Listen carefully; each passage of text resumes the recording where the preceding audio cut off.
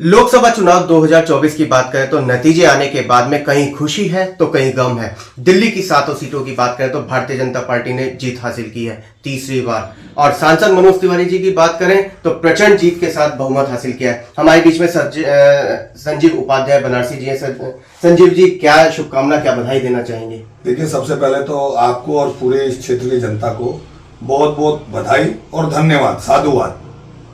आप जैसे जो चैनल वाले जितने थे हमारी लोकसभा में, उनका बहुत प्रेम और हम लोगों को समर्थन मिला, क्योंकि जो वास्तविकता थी पिछले 10 सालों की या 5 सालों की, वो आप लोगों ने जनता को दिखाया और जनता को समझाने में भी आप लोग सफल रहे कि क्या उपलब्धियां नहीं माननीय मनोज तिवारी जी की इस लोकसभा क्षेत्र में विकास कार्यों को लेके। जो सांसद के स्तर के कार्य हैं उनकी बात कर रहा हूं मैं। अब आप निगम पार्षद और विधायकों की बात, जो स्वयं सांसद जी ने 4 महीने क्षेत्र में, मुझे लगता है कि 4 महीने मनोज तिवारी जी अपनी लोकसभा के अधिकांश गलियों में, अधिकांश वार्डों में, विधानसभाओं में गए और जनता के बहुत सारे ऐसे कटु प्रश्नों का जवाब भी देना पड़ा उन्हें कि भी ये हो क्या रहा है, हमारे साथ क्या हुआ। ये अनुभव बता रहा हूं मैं आपको कि क्षेत्रीय निगम पार्षद और विधायकों के सामने जनता ने पूछा कि हमारी नाली का क्या हाल है, हमारी सड़कें क्यों नहीं बन रही। तो वही प्रयास मनोज तिवारी ने समझाने का कोशिश किया कि जो सांसद का दायरा है और सांसद का जो कार्य करने का क्षेत्र है वो अलग है, और निगम पार्षद और विधायिका का जो कार्य करने का क्षेत्र है, क्योंकि विधायिका या नगर निगम निर्भर है दिल्ली सरकार के ऊपर। फंड उसे केंद्र फंड देती है दिल्ली सरकार को, दिल्ली सरकार ने फंड क्यों नहीं दिया वो अलग विषय। फिलहाल हम इसके बारे में बाद में बात करेंगे। अभी तो जो पूरे देश में जो जनादेश आया है, उस जनादेश का भी मैं स्वागत करता हूं। देश की जनता ने एक अच्छा जनादेश दिया है, और हो सकता है मेरी बातों से बहुत सारे लोग जो है सहमत नहीं होंगे, क्योंकि एक तो भक्त होना और अंधभक्त होना दोनों में अंतर है। भक्त में भारत माता का हूं, श्री राम जी का भी हूं, हनुमान जी का भी हूं और शिव जी का भी हूं। अपने इष्टों की उपासना करने के लिए मुझे किसी राजनीतिक पार्टी के आदेश का पालन करना पड़े तो मेरे हिंदुत्व पे, मेरे सनातनी होने पे मुझे लज्जा आएगी। क्योंकि मैं एक जो भजन चला, मैं उसका भी घोर विरोधी हूं। जो राम को लाए हम उनको लाएंगे, नो, राम जी हमको लाए, शिव जी हमको लाए, 33 कोटि देवी देवता हमको लाए, और आज जो कुछ हुआ है, घटित हुआ है, ये भी सब ईश्वर ने, क्योंकि हुई है वही जो राम रचा। अहंकार, कोई भी अहंकार हो, रावण का भी अहंकार था। रावण से बड़ा बुद्धिमान, रावण से बड़ा ज्ञानी, शिव जी के इतने बड़े उपासक आज तक तो ब्रह्मांड पे कोई हुआ नहीं, लेकिन चरित्र के कारण ही उनका पतन हुआ। मर्यादा पुरुषोत्तम रामचंद्र जी को अवतार लेना पड़ा। तो ऐसा है कि राजनीति भी जो है ना, उसमें अवतार लेना पड़ता है। एक लाइन जो है ना, लाइन, आपको लाइन तय करनी पड़ेगी कि मुझे क्या करना है। आपको एक ही लाइन पे अगर राजनीति करनी है तो आप एक ही लाइन पे कीजिए। चुनाव में बीच में 10 दिन पहले, 15 दिन पहले आप उस लाइन को जबरदस्ती फांदेंगे तो परिणाम यही आएंगे जो हुआ है। संजीव जी, जीत का मार्जिन 1.5 लाख, लेकिन हम कह रहे थे 5 लाख वोटों से हम जीतेंगे। तो ये जो बीच का हाँ, मेरा मानना था, और मुझे उम्मीद भी थी कि अब की बार 5 लाख में 6 लाख पार। लेकिन मैं देख तो रहा था पिछले 3-4 महीने से, मुझे इतना नहीं पता था कि इतने सारे गद्दार और जयचंद इस पार्टी में भी घूम रहे हैं हमारे आसपास, जो हमारी जीत की नहीं, हमारी हार की मनोकामना लिए घूम रहे हैं। ये संगठन के उन व्यक्तियों को सोचना है और संगठन के पदों पर आसीन करने वाले उन नेताओं को सोचना है कि किन किन लोगों को उन्होंने पद देकर, जिम्मेदारियां देकर सवाल जवाब उनसे करना चाहिए कि क्या हुआ, बाबरपुर क्यों हार गए हम 17,000 वोटों से। ये मेरा सवाल नहीं है, ये पार्टी का है। हाँ, हम बुढ़ाड़ी 1.25 लाख से 71,000 पे क्यों आ गए। लेकिन मैं अप्रिशिएट करना चाहूंगा गोकलपुरी की जनता को, जहां हमें लोग बता रहे थे हार रहे हैं और हम वहां जीते। मैं सीमापुरी की जनता को भी धन्यवाद करना चाहूंगा, हार रहे हैं, लेकिन हम बहुत कम मार्जिन से आ रहे हैं, लगभग 5। अब हम सीलमपुर और मुस्तफाबाद की तो बात ही नहीं कर रहे, लेकिन मुस्तफाबाद के मतदाताओं को भी धन्यवाद करना चाहूंगा कि उन्होंने उस मार्जिन को जो बहुत लंबा हो सकता था हार का, उसे बहुत कम किया। मैं धन्यवाद देना चाहूंगा चिमारपुर के मतदाताओं को जिन्होंने हमें जीत दिलाई। बुराड़ी को भी दूंगा, लेकिन हमारी उम्मीदें ज्यादा थी। हमारी मतलब मैं अपनी बात कर रहा हूँ, क्योंकि मैं 5 लाख मेरा ही नारा था, मैंने ही, और मुझे पूरा विश्वास था। लेकिन इतना भीतरघात इस संगठन में भी होगा, यहाँ लोग इस तरह काम करेंगे, ये भीतरघात केवल उत्तर पूर्वी दिल्ली में नहीं हुआ है, पूरे देश में हुआ है, जिसके ऊपर चिंतन बैठक हो रही है और बड़े बड़े नेता भारतीय जनता पार्टी के हारे हुए सांसद ही इस बात को कह रहे हैं कि भीतरघात को हुआ है। मैं सैल्यूट करना चाहूंगा आरएसएस के लोगों को, उन्होंने काम किया नहीं किया वो अपना विषय है, लेकिन उनके जो काम करने का तरीका था, उनका जो अनुशासन था, वो मैंने दिल्ली में देखा। इतनी प्रचंड गर्मी में भी हमारे जितने बूथ थे, पूरी दिल्ली के तो मैं नहीं गया, लेकिन इस लोकसभा के अधिकांश बूथों पे घूमा, तो व्यवस्थित टेबलें, वहां पे कार्यकर्ता, उनको भोजन मिला नहीं मिला, उनको पानी पहुंचा नहीं पहुंचा, वो सुबह से शाम तक डटे रहे। और मैं वास्तव में सैल्यूट करता हूं उनके इस जज्बे को, उनके अनुशासन को। जो कार्यकर्ता थे वहां, वास्तव में भारतीय जनता पार्टी के कार्यकर्ता काबिले तारीफ हैं। नेता फर्जी है, नेता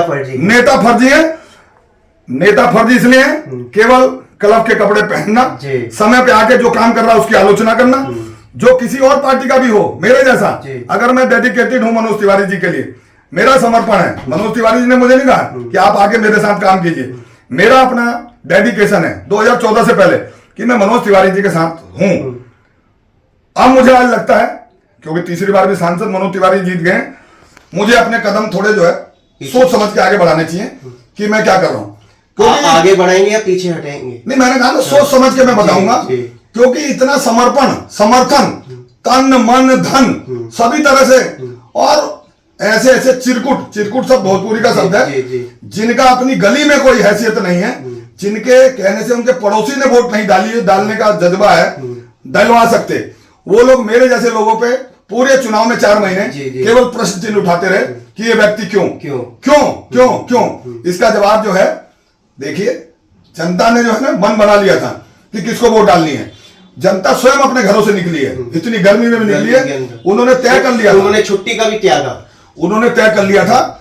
दोनों लोग बिहार से लड़ रहे थे, दोनों का जन्म स्थान बिहार है, कन्हैया कुमार और मनोज तिवारी जी। लेकिन इस लोकसभा में दिल्ली के लोगों ने यह तय कर लिया था कि हमें देश का समर्थन करने वाले, देश के विकास की बात करने वाले, भारत माता की जय करने वालों को चुनना है, उन विचारधाराओं को त्यागना है जो देश के टुकड़े करने की सोच रखती हैं।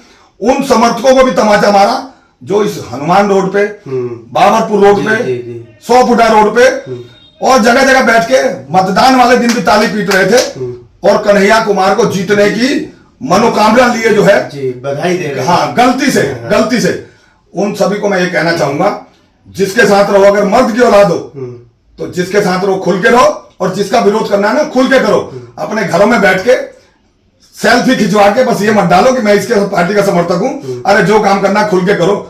महाभारत में भी परिवार के अंदर पाला खींचना पड़ा था कि कौन युद्ध में उधर रहेगा, कौन युद्ध में रहेगा।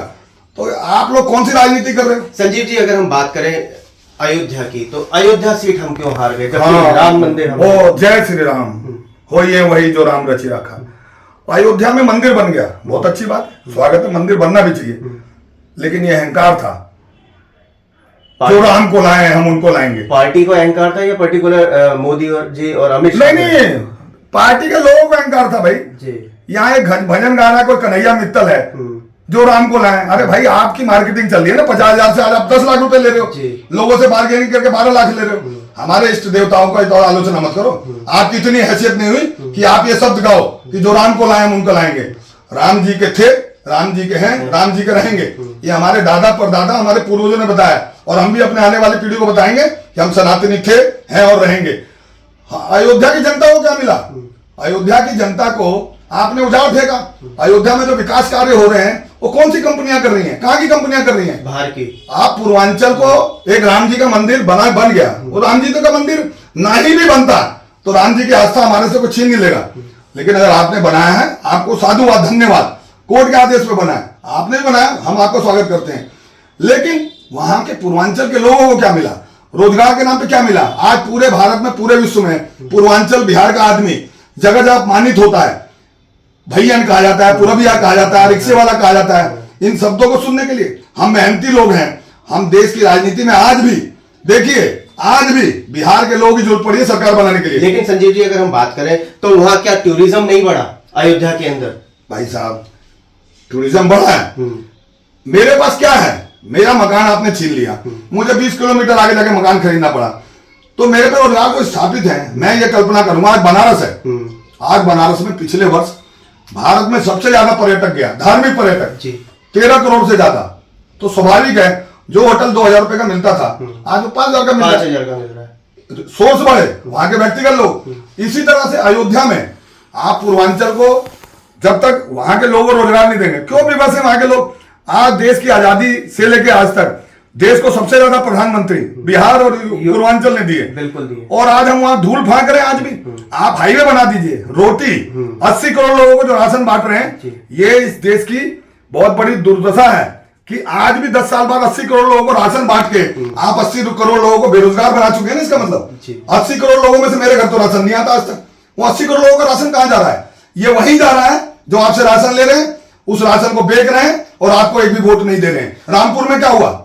रामपुर में 532 लोगों को आवाज दी और एक वोट नहीं निकली। सोचना पड़ेगा, लाइन खींचनी पड़ेगी। इसके लिए मैं योगी जी को बार बार धन्यवाद दूंगा, उन्होंने एक लाइन खींच रखी है। जब भी राजनीति करनी हो या शत्रुता करनी हो, एक लाइन खींच के करोगे, फायदे में रहोगे, और इस देश में कायदे में रहोगे तो फायदे में रहोगे। लोकसभा चुनाव में योगी जी का ग्राफ बढ़ा या घटा? परिणाम सामने है। परिणाम मेरा मानना है, मैं व्यक्तिगत ये मानता हूं कि आने वाले समय में योगी जी का ग्राफ बढ़ेगा। योगी जी की कार्यशैली की जरूरत है इस देश में। ये नहीं कि चुनाव के समय में मैं शरीर भर के फायदे के लिए अपने जो निर्णय है और अपने चरित्र को एकदम से ना पलट दूं।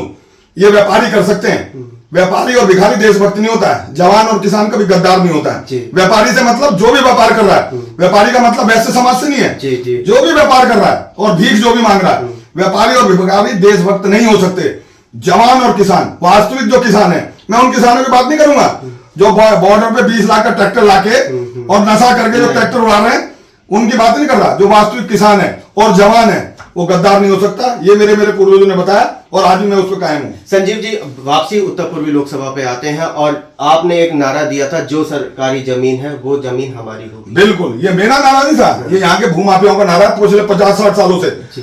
और सभी पार्टी के लोगों ने अपने अपने धार्मिक स्थानों के रूप में कब्जा किया हुआ है। तो क्या आगाह करना चाहेंगे उन भूमाफिया? नहीं, मेरा तो अनुरोध है और निवेदन है आपके चैनल के माध्यम से कि परम आदरणीय मनोज तिवारी जी तीसरी बार सांसद बन गए हैं। पूरी दिल्ली में सबसे ज्यादा प्रेम सम्मान उनको मिला है।